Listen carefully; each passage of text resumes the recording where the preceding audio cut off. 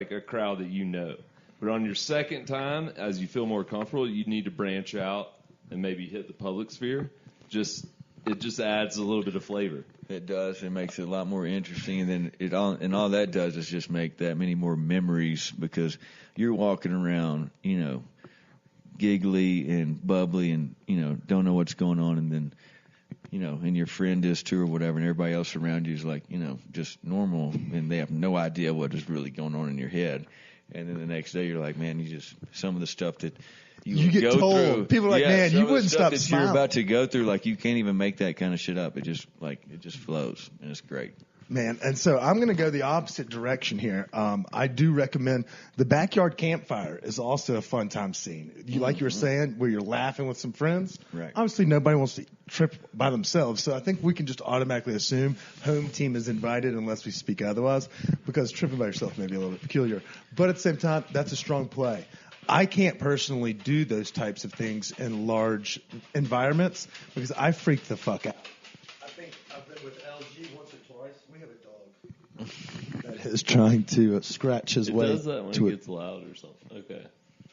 I think a concert is a very interesting place to do it. I mean, of course, and you have to, once you do it a few times and you know your limits and everything like that, then you get a little bit more comfortable with it and stuff like that. So you just kind of have to take it in stride and see how it affects you the first couple of times. Then you'll know later, So this where is your you would wheelhouse. like to take it. Yeah. This is your wheelhouse, Yeah. So let's dive into that a little bit. Where's LG seeing? Well, also different drugs or things like this affect people in different ways. So that's what you also have to be careful with, and it's better to do it with friends so you can have each other's backs and things like that, because different things like tossed out of the this. show for tripping too hard? I most definitely have. Yes. I've left on my own accord because I was too. I've left 70 early times. before, and I've also been asked to leave a time or two at different places for different kind of outbursts. But yeah. So yeah, if you haven't done that, you're just not doing it right. I mean, you can't just bat 1,000. Not everyone's going to go in the. You don't. That's not how you get in the Hall of Fame. Every now and again, you get walked out at set break or something. You catch that magic set, but whatever. You hear it from the lot. It's a better place to hear it anyway. You know what's funny is when you think you found your limit, though, and you go to a show, sometimes you buy those chocolates or whatever. You have no idea how strong they are. No. Those Wonka bars will get you, folks. Dude, just mixing them up, and that is one thing. I guess that would be a little bit different if we were talking about different hallucinogens. Those really give me the heebie-jeebies. They just don't bode well with Kip and everything else. But I would be more trusting if I was to purchase mushrooms or chocolates because of the same kind of connotation that Denver just conveyed, which is that they're not that crazy, as opposed to if we were talking about like LSD or something along those lines. I'd be more inclined. Oh, someone's got some mushroom goo. I will try that mushroom goo is really good. I don't know that much about different things. I just like to do them, so I don't know that much about mushroom goo, but it's easier on your stomach and stuff like that. And you can have a Tootsie Roll thing and just kind of bite off like a BB's worth or whatever and kind of see where that takes you, and then kind of... It literally looks like a dollop on top of your finger, and, it's easy to conceal if you were to go take it possibly out to Morrison or something like that. So if you do find your local friend at a unbeknownst bar on Colfax, then, have at it. I would recommend that, but at the same time, I would also recommend... And it doesn't taste as bad as eating an eighth of mushrooms, just out of the... Is that what you would eat in a sitting? I mean... Over the course? Probably, yeah. I mean, if you really want to do it, if I'm going to eat mushrooms, I'm going to go ahead and get off into it. So, yes, I'm probably going to have about an eighth, and then... Have you ever gotten way too far off into it? You want to tell the listeners about it? Yeah, I definitely have. And it would be so weird where it kind of comes in and out of waves. So you have to...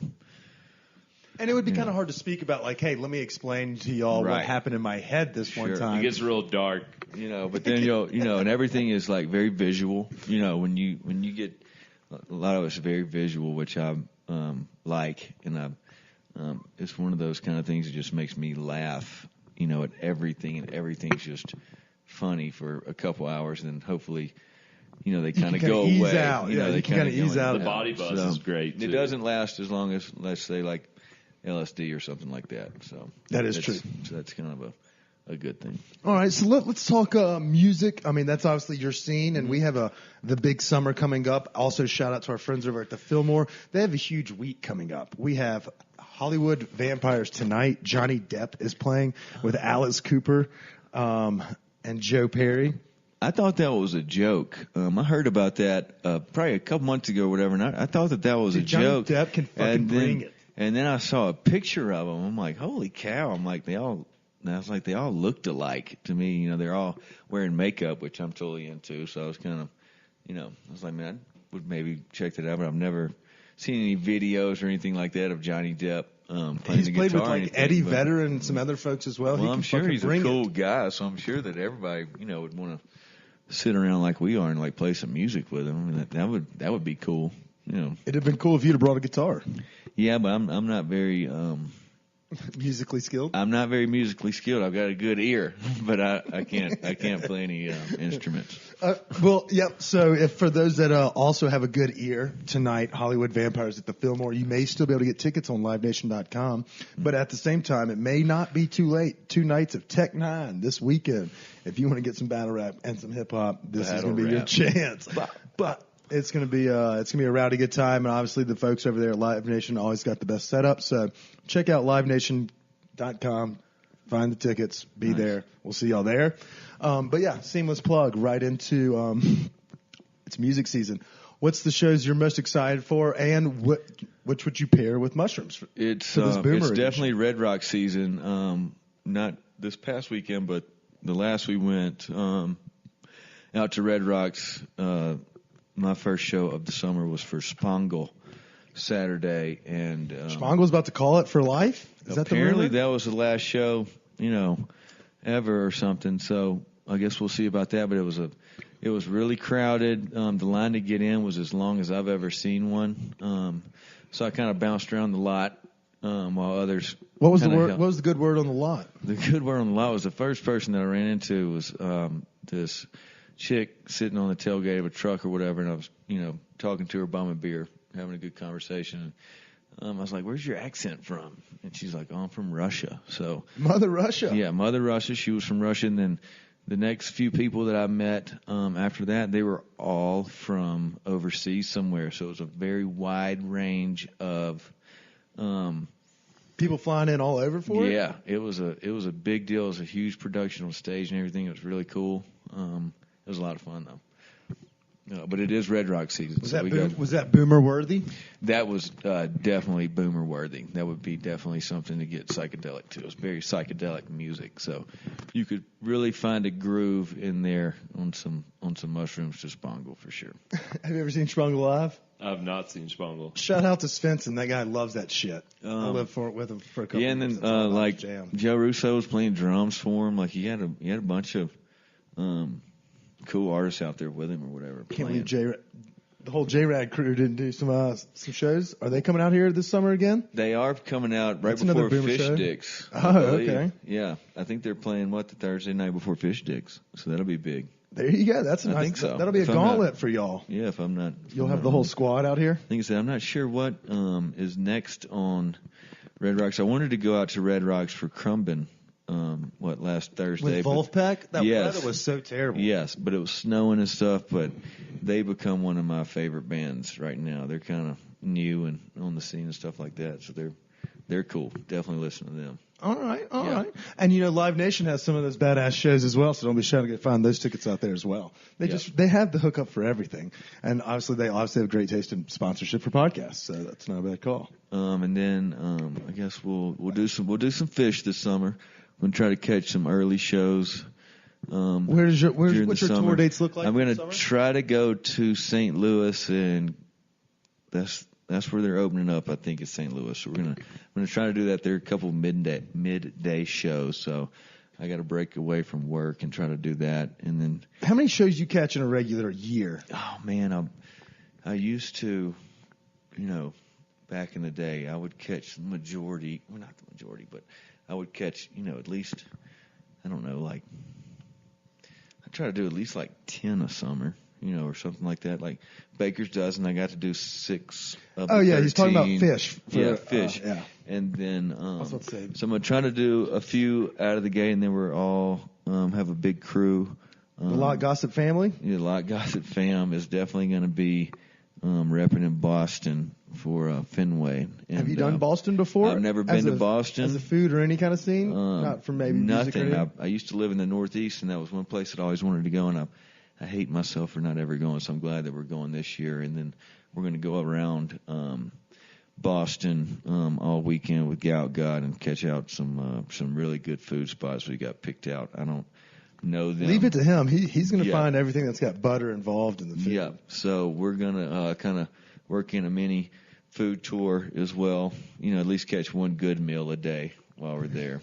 That's all you need. Yeah, I mean, you don't eat much when you go to that stuff, but when we do, we're going to definitely go gourmet for sure.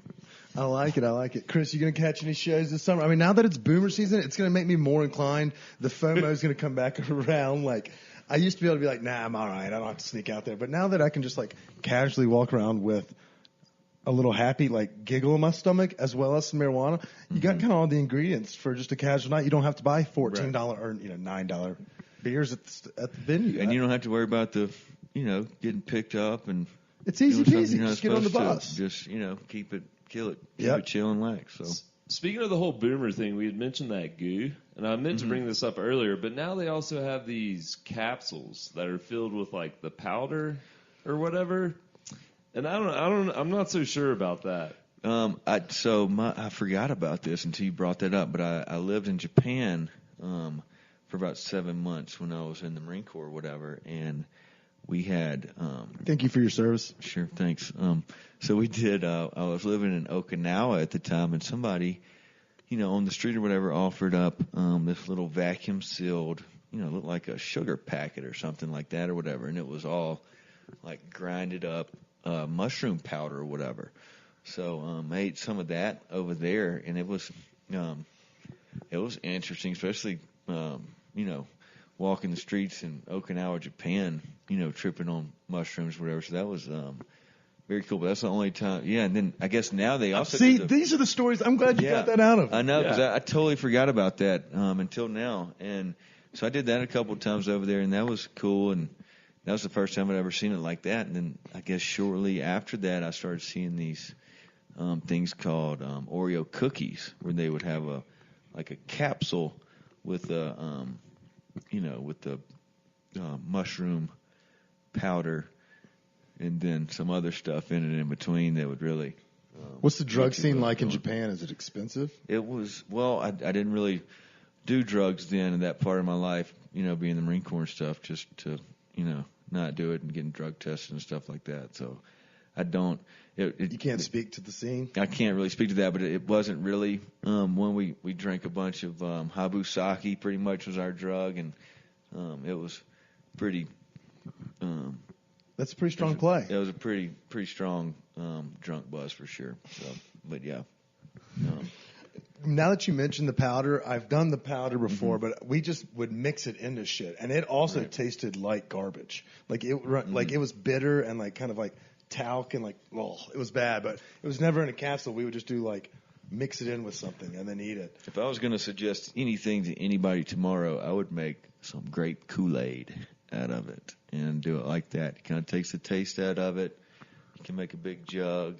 It's kind of fun to do, sitting around with your homies anyway and make it, and they'll do it. But it's easy to do. DM Lot Gossip for a nice recipe, maybe a deal. You can't really mess that up. You just boil them up and then add as much Kool-Aid to it as you want to see how potent you want to make it. Or, the more Kool-Aid you make, the less potent. But so it kind of varies too. You don't really know how that's going to hit you, but that's straight liquid getting into your system. Yeah, that will sneak up on you, but that shit is great. Yeah, I agree. Sounds like we need to make a picture.